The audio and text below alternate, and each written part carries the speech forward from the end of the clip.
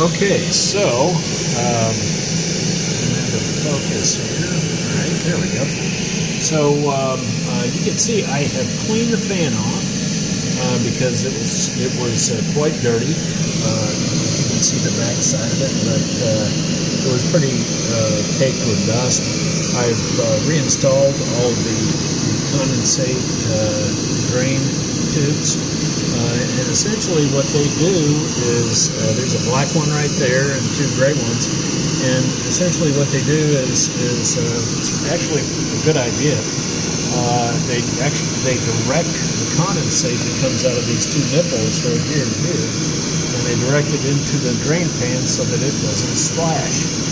And so it just seeps out of these nipples on the bottom, follows the tubes down, and just fills up the pan. And then it evaporates out of that from the heat being produced by the compressor and being dissipated by the condenser, which is actually condensing the gases back into a liquid form, so it can be pumped into the evaporator, which is inside the freezer and the refrigerator.